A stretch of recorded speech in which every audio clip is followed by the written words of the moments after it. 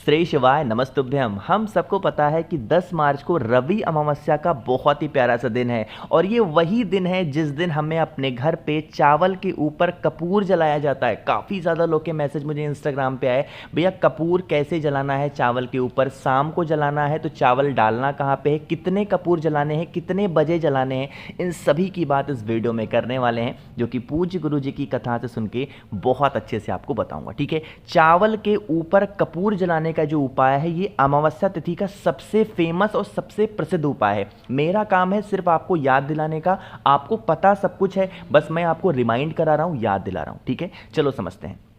Screen पे आपके सामने दिख रहा होगा कपूर के बहुत सारे टुकड़े, इतने नहीं लेने, सिर्फ आपको 2 कपूर के टुकड़े लेने हैं। ठीक है, 2 कपूर के टुकड़े लेना, साथ ही साथ आपको चावल लेना होगा। अब चावल का दाना ऐसे गिरा हुआ है, इतना नहीं लेना है, आपको लेना होगा 1 कटोरी चावल।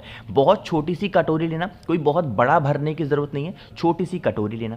इसमें चावल भरेंगे। चावल ये भी मत देखना कि टूटा है खंड, कोई सा भी चावल इसमें डाल दो। ठीक है, उसके बाद क्या करेंगे, अमावस्या तिथि पे शाम के टाइम पे प्रदोष काल में, जैसे 10 मार्च को है तो 10 मार्च को शाम के टाइम पे प्रदोष काल में आपको अपने घर की चौखट पे, देखो यहां आपको समझाने के लिए ना मैंने जानबूझ करके एक ऐसी फोटो ली है ताकि आप कहीं से कंफ्यूज ना हो। ठीक है, देखो यहां पे क्या है, एक दरवाजा आपको दिख रहा है जो कि खुला हुआ है। मेरा दिखाने का पर्पज ये था कि आप अंदर रखोगे या बाहर रखोगे। देखो ये जो है आपको पोर्शन दिख रहा है, ये क्या है, चौखट होती है।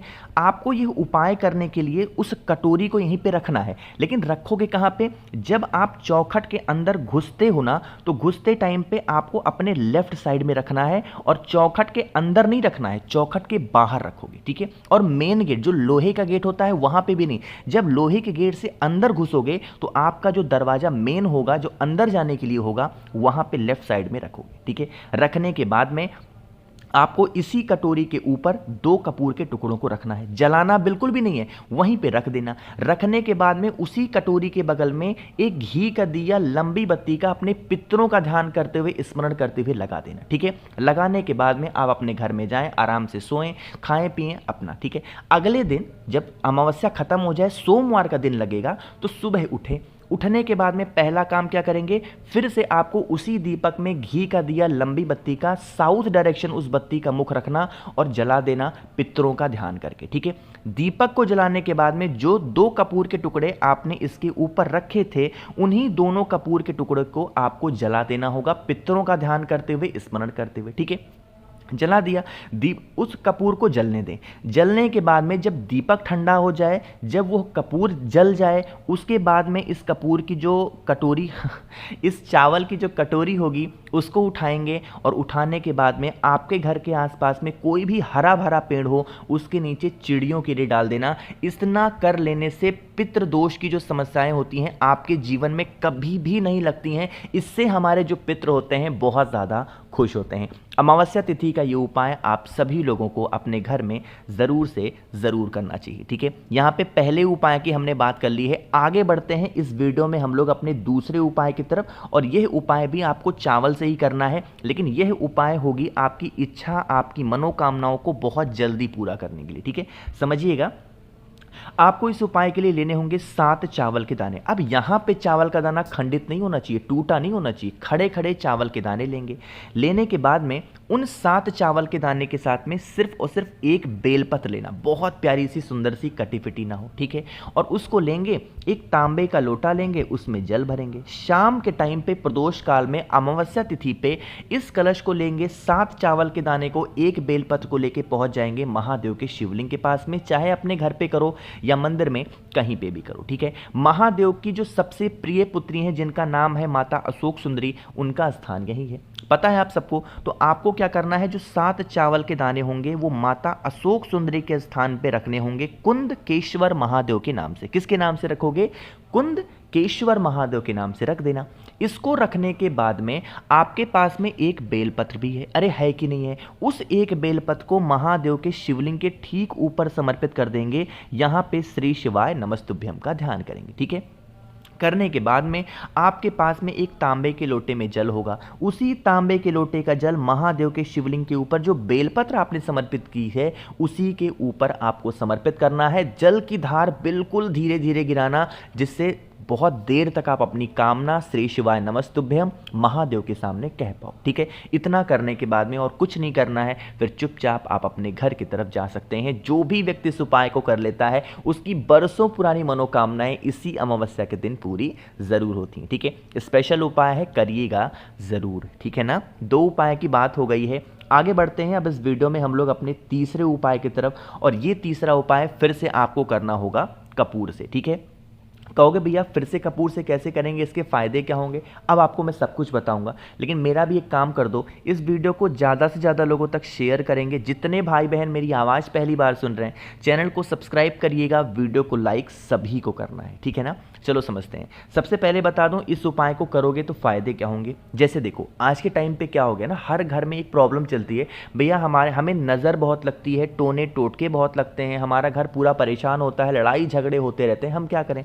उसके लिए आपको लेने होंगे 2 कपूर के टुकड़े। कितने? मात्र 2 कपूर के टुकड़े लेंगे। साथ ही साथ आपको 7 लौंग लेना है। कितने लौंग लोगे? 7 लौंग गिन करके गिन लो। अब गिनते टाइम एक चीज़ का ध्यान रखेंगे, उस लौंग की जो फूल होगी ना, वो टूटी हुई नहीं होनी चाहिए, बिल्कुल खड़े खड़े लौंग लेंगे और फूल उसमें लगा हो। इन लौंग के टुकड़ों को लेंगे। साथ ही साथ आपको इस तरीके से एक दीपक लेना होगा, मिट्टी का दिया ले लो या कटोरी ले लो, कुछ भी ले लो।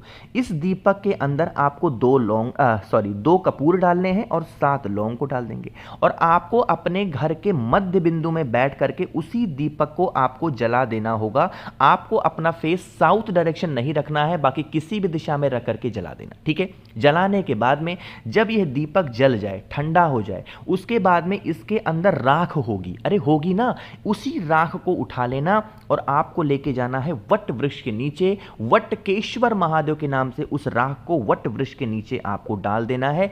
साथ ही साथ इस कामना से डालना कि हमारे घर में इस तरीके से समस्याएं हैं, प्रॉब्लम है, आप हमारे घर की इन समस्याओं को सॉल्व करें, जिससे हमारा परिवार हमेशा खुशी से रहे, हमेशा निरोगी रहे, हमेशा स्वस्थ रहे। ठीक है, अपने अकॉर्डिंग प्रार्थना कर लेना, फिर आप अपने घर की तरफ जा सकते हो। ठीक है, 3 उपाय की बात कर ली है। एक और बहुत ही छोटे और आखिरी उपाय की बात करते हैं आज के इस वीडियो की, जो कि चौथा उपाय। ठीक है, समझिएगा। सबसे पहले बता दूं इस उपाय के आपके फायदे क्या होंगे। इस उपाय में अगर आपके घर में पितृदोष की वजह से घर में पैसे रुपए नहीं टिकते, अगर धन संपदा घर में नहीं टिकती और उसका कारण कहीं ना कहीं पितृदोष है, इस उपाय को करेंगे। ठीक है, क्या करना है, एक आपको कमल गट्टा लेना है, किसी भी पूजा पाठ की स्टोर पे इजीली मिल जाएगा। ठीक है, कमल गट्टा लेंगे। साथ ही साथ आपको 1 चुटकी काला तिल भी लेना है। ठीक है, 1 चुटकी काला तिल लेंगे, 1 कमल गट्टा लेंगे, तांबे के लोटे में जल भरेंगे और इसी जल के अंदर 1 कमल गट्टा डाल देना, और जो मैंने 1 चुटकी आपको काला तिल दिखाया है उसको डाल देना। अब आपको क्या करना है, एक काम करना है। वो काम क्या है, इस कलश को उठा करके जितने भी कमरे हों आपके घर में ना, उन सभी कमरों में एक बार घूम लेना है कुंदकेश्वर महादेव के नाम से। किसके नाम से घूमोगे? कुंदकेश्वर महादेव के नाम से घूम लेना। फिर इस कलश को लेकर के पहुंच जाएंगे महादेव के शिवलिंग के पास में। पूरा का पूरा जल आपको समर्पित करना है महादेव के शिवलिंग के ऊपर, श्री शिवाय नमस्तुभ्यम का ध्यान करते हुए, साथ ही साथ इस कामना से कि हमारे घर में इस तरीके से समस्याएं हैं, इस तरीके से प्रॉब्लम है, हमारे घर की ये समस्या सॉल्व हो। इस तरीके से प्रार्थना करेंगे। जल चढ़ाओगे, बहता हुआ जल जलाधारी से नीचे गिरेगा। अरे गिरेगा ना, इस जल को यहाँ से रोक लेना। रोकने के बाद में इस जल को लेके आप अपने घर जाएंगे, जितने भी कमरे हों, जितने भी रूम हो, उन सभी कमरों में एक बार उस जल को छींट देना। जो पितृदोष की समस्या आपके घर में पैसों को लेके हो रही होगी, वो सारी की सारी समस्याएं आपके घर से दूर जरूर जाएंगे। ठीक है, करिएगा। अमावस्या तिथि का ये उपाय आपके लिए बहुत ज़्यादा अच्छा, बहुत ज़्यादा प्यारा है। कोशिश की मैंने आप सभी को अच्छा समझाने की। तो अगर आप लोगों में से किसी को भी मुझसे फ़ोन पे बातें करनी है, मैसेज बातें करनी है, तो आप हमें इंस्टाग्राम या फिर फेसबुक पे फॉलो कर सकते हैं, जिसके लिए आपको सर्च करना होगा द नेचुरल प्लैनेट 108। वहाँ पे हम लोग बहुत सारी बातें करेंगे।